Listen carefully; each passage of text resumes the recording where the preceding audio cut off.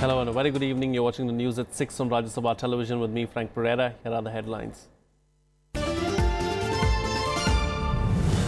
India and Belarus signed 10 pacts in areas ranging from science and technology to manufacturing, also agreed to increase cooperation on international fora.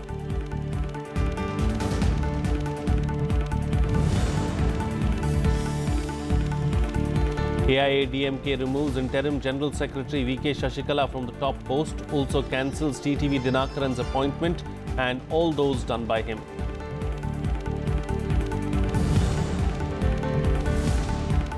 Supreme Court to hear petition demanding implementation of security guidelines in schools across the country. Ministries of Women and Child Development and HRD to also meet tomorrow to form new guidelines.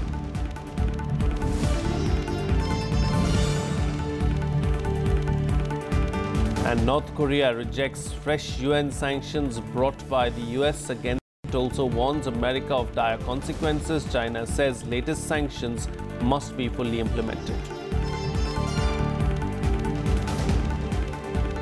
With a view to give a boost to expand influence in the Eurasian region, India signed 10 agreements with Belarus ranging from cooperation in science and technology to manufacturing. Both countries want to move towards India-Eurasian economic cooperation, while Belarus is interested in free trade agreement with India via Eurasian Economic Forum. Akhilesh Suman reports. Belarusian President Alexander Lukashenko is on a two-day visit to India. On Tuesday, he engaged with Prime Minister Modi for a summit-level meeting in Delhi. After the meeting, 10 agreements were signed between the two countries. Belarus offered India its services in connecting with both Eurasian and European Union. The agreements included cooperation in youth and sports, skill development, science and technology, oil and gas, building construction, potash production, as well as oil engines, among others. Both countries decided to collaborate in other areas including pharma industries and heavy industries. We reviewed the architecture of our partnership.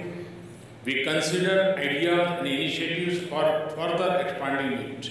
We decided to enhance our interaction in all aspects of our cooperation. I found in President Lukashenko matching enthusiasm and desire to scale up our partnership for the benefit of our people.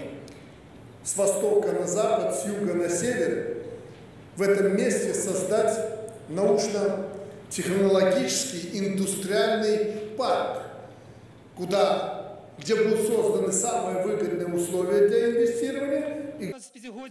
The Belarusian president is visiting India on 25 years of diplomatic relations between both the countries. A commemorative stamp was released on the occasion. Defense manufacturing is an area of cooperation between the two countries, and New Delhi sought joint manufacturing in India as part of the Make in India program. Belarus, while agreeing on the proposal, also invited India to join as a free trade partner with the Eurasian zone. We will also encourage joint development and manufacturing in defense sector under the Make in India program. Last year, Indian companies made a positive beginning with 3 joint ventures in pharmaceuticals.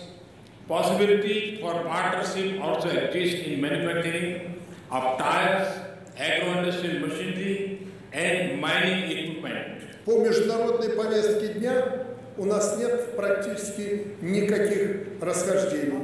Мы договорились укреплять сотрудничество в рамках национальных организаций, активно взаимодействовать в поиске эффективных и отвечающих интересам всех государств решений глобальных и региональных проблем современности.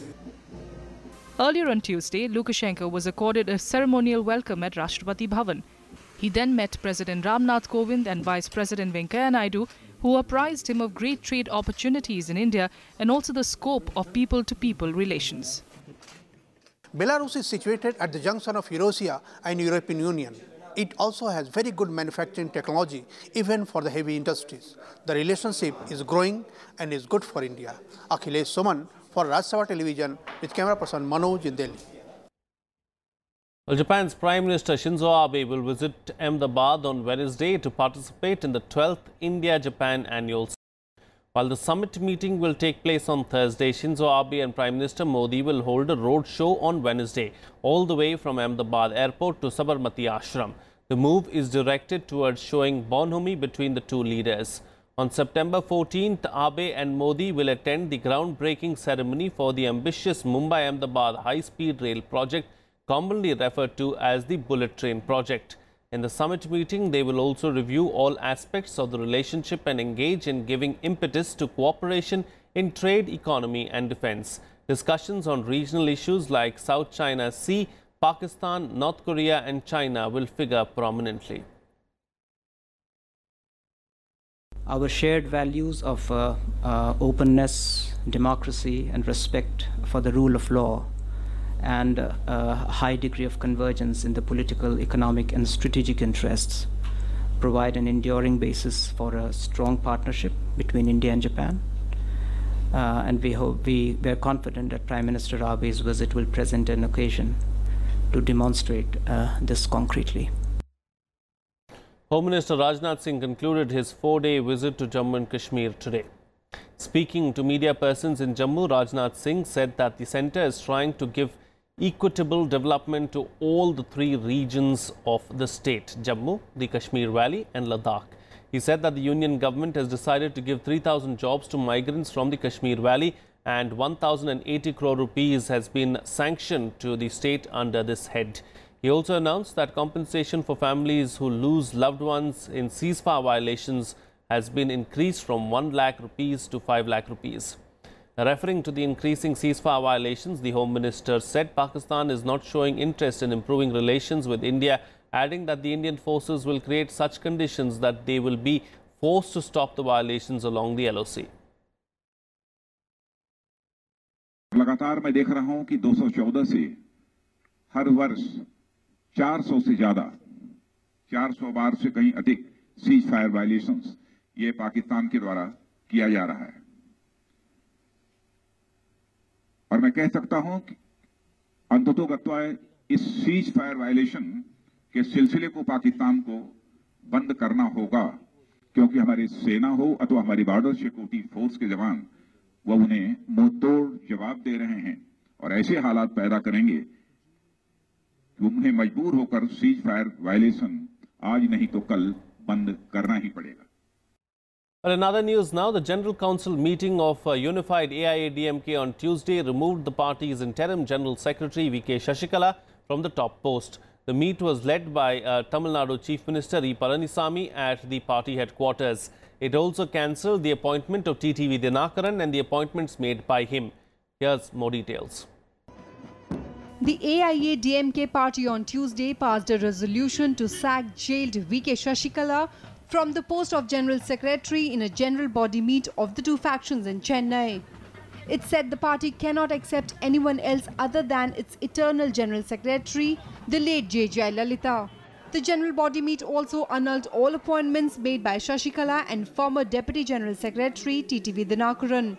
The resolution also said that the AIADMK will be a unified faction under the two leaves symbol. The party will now be run by Deputy Chief Minister O. Selvam as Chief Coordinator and Chief Minister E. Palanisamy as his assistant. Meanwhile, sidelined AIADMK leader TTV Dinakaran has sought to play down the unified AIADMK's decision, indicating court could have a final say on the matter. It's not at all a General Council meeting. People who are attended are not General Council members. And moreover, General Council should be conducted only with the permission of the General Secretary. On Monday, the Madras High Court upheld an order of a single judge dismissing a plea to stay AIADMK General Council. However, the court made it clear that any decision taken at the meeting will be subjected to the final outcome in the appeal and posted the matter to October 23rd. Now, yesterday, if you see, the Madras High Court has given a statement that, you can conduct a meeting. Let us not term it as a general body or general council meeting. You can conduct a meeting, but you can't take any decisions.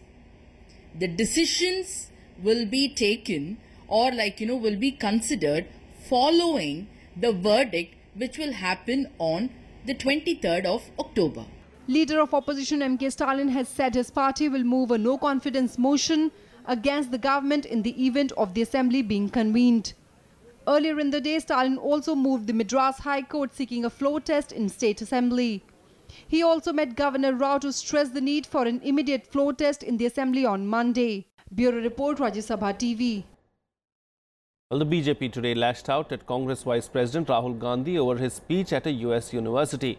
Union Minister Smriti Irani said that the attempt by Rahul Gandhi to belittle the Prime Minister Narendra Modi on foreign soil was deplorable. This after Rahul Gandhi criticized the Prime Minister for his handling of the economy and encouraging divisive politics in the country. Gandhi also remarked that India runs on dynasty, inviting huge criticism from the BJP. A failed dynasty today chose to speak about his failed political journeys in the United States of America. BJP leader and Union Minister Smriti Irani slamming Rahul Gandhi for his remarks on dynasty politics in India.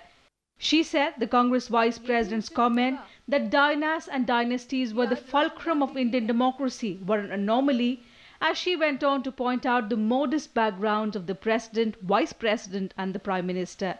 The fact that Mr. Gandhi chose to belittle the Honorable Prime Minister is not surprising, in fact expected.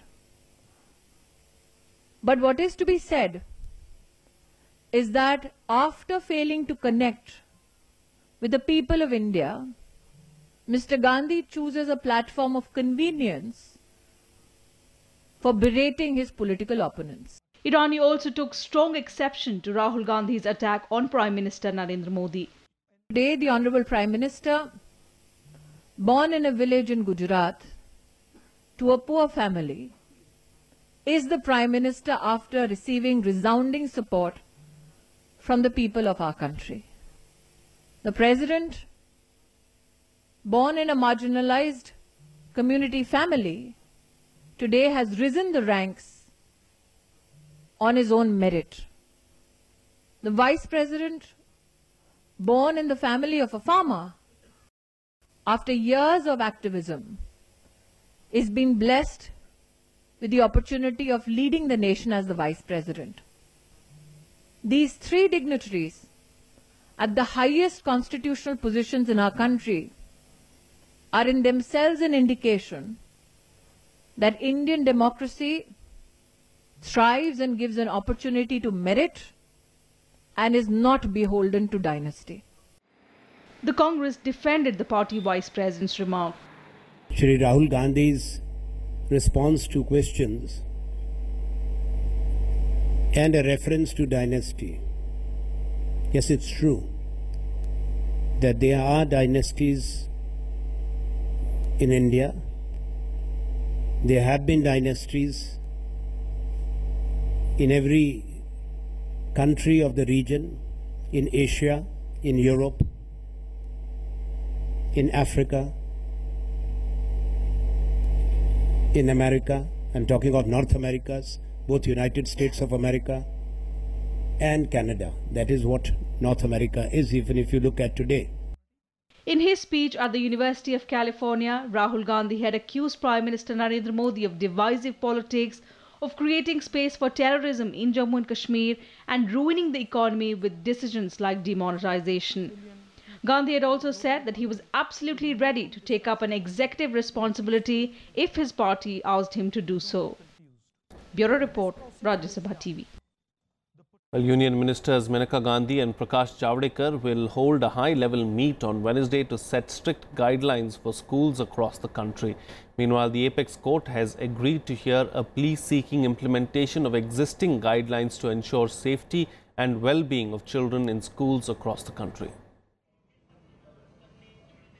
A day after Ryan International Group's founding chairman Augustine Pinto and his wife approached the Bombay High Court seeking anticipatory bail, the High Court on Tuesday granted them interim protection from arrest till Wednesday.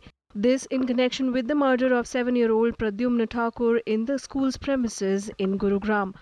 माननीय उच्च न्यायालय से ये कहा है कि जब सर्वोत्तम न्यायालय ने मुख्य चीफ जस्टिस जस्टिस चंद्रचूड़ और जस्टिस खानविलकर जब इस मैटर की सुनवाई कर रहे हैं, ये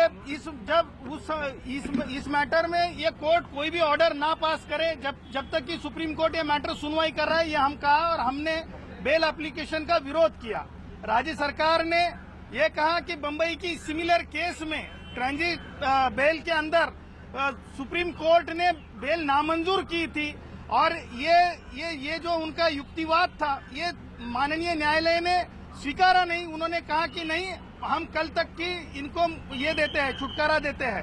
In order to ensure the safety of students in educational institutions, Union Ministers Maneka Gandhi and Prakash Javadekar will hold a high-level meeting on Wednesday to develop a set of guidelines and protocols for schools. Officials of the Ministries of Women and Child Development and Human Resource Development, as well as representatives of the National Commission of Protection of Child Rights, CBSE, NCERT, Kendriya Vidyalaya Sangathan are expected to participate in the meet. Amid the ongoing investigation, the Apex Court has agreed to hear on September 15th a petition filed by 2 women lawyers seeking implementation of existing guidelines to ensure the safety and well-being of children in schools across the country. Bureau Report, Rajya Sabha TV. Well, Afghanistan's Foreign Minister Salahuddin Rabbani on Tuesday said joint cooperation with India and the US was crucial to end decades of imposed violence in the war-torn country. Rabbani was speaking at an event a day after he made a joint statement with his Indian counterpart Sushma Swaraj in New Delhi. He further added peace and prosperity in Afghanistan was crucial to regional and international security, and the collective efforts of global powers in the country would attain that. Last month, US President Donald Trump promised a stepped-up military campaign against the Taliban, who have gained ground against Afghan forces. India had on Monday agreed to provide further defense assistance to Afghanistan. That our ultimate goal is to achieve sustainable peace in Afghanistan. We look forward to working with India, US, and other regional and global stakeholders to end decades of imposed war and violence in Afghanistan. Our collective success in this endeavor will enable us to ensure regional peace and prosperity, and this in turn should help maintain international security. Well, another week and another round of UN sanctions against North Korea, and yet another time that Pyongyang has rejected them. North Korea has also threatened the US of consequences for bringing these sanctions against the regime. The North's only ally, China, meanwhile, has asked that the sanctions be fully implemented this time. North Korea has rejected the fresh set of UN sanctions against it, even warning the United States of dire consequences for its latest action against the country. The DPRK is ready to use any form of ultimate means. The forthcoming measures by DPRK will make the US suffer the greatest pain it's never experienced in its history. However, Pyongyang's only ally, China, once again walked the policy tightrope at the UNSC meeting, placating the US by voting for the sanctions, even as it insisted on watering them down. The second step to let Kim Jong-un know that China will not let him fall. However, Beijing has asked that the latest round of sanctions be fully implemented, as it sees this as a step forward in response to North Korea's nuclear plan. 我们希望各方都能够全面完整的执行决议。我们一再说过，一味的追加制裁，并不能从根本上解决半岛核问题，对话协商才是根本的出路。 The resolution, approved unanimously by the UN Security Council, has been welcomed by Pyongyang's neighbors. 北朝鮮に対する格段に厳しい制裁決議が迅速に全会一致でされたことを高く評価します。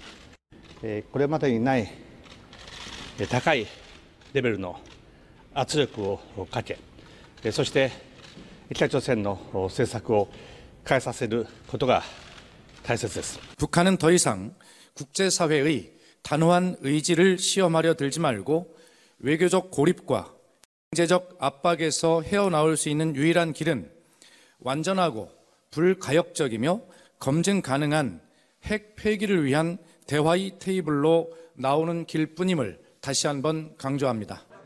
Monday's sanctions resolution was the 9th unanimously adopted by the UN's 15-member Security Council since 2006 over North Korea's ballistic missile and nuclear programs.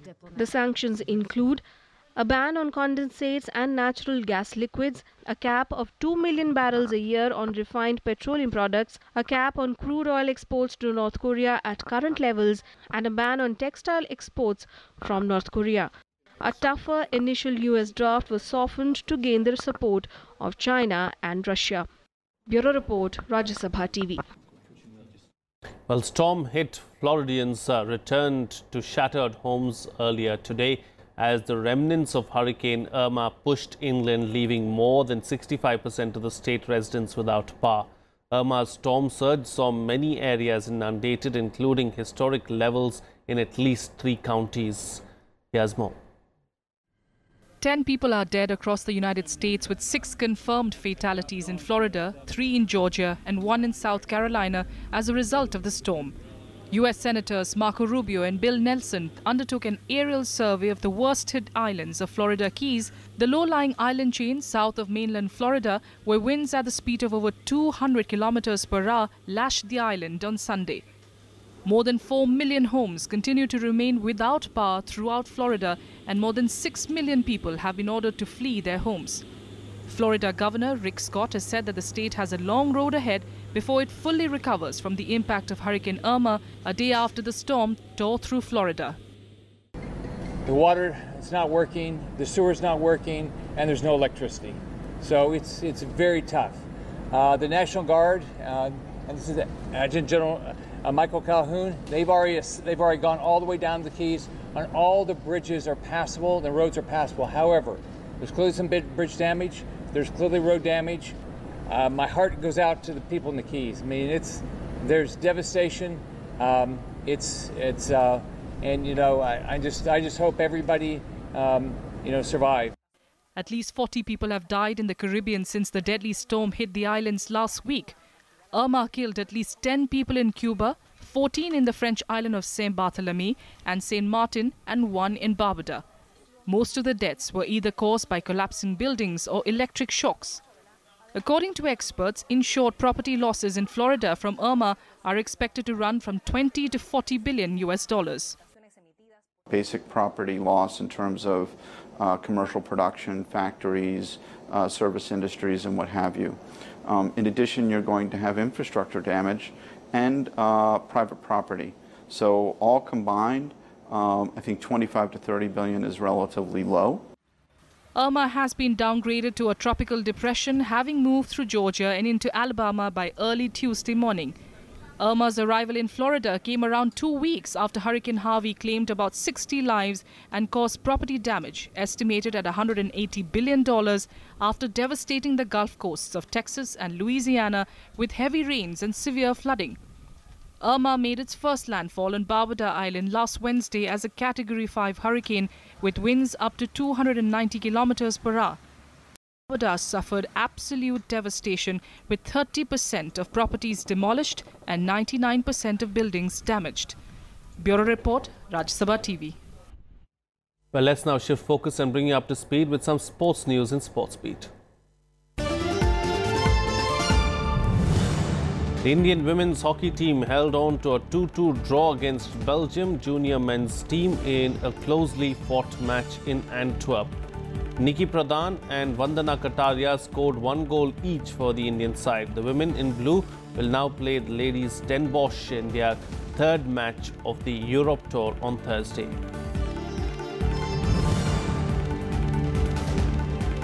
In the Korean Super Series badminton tournament, the Indian duo of Pranav Jerry Chopra and Sikki R.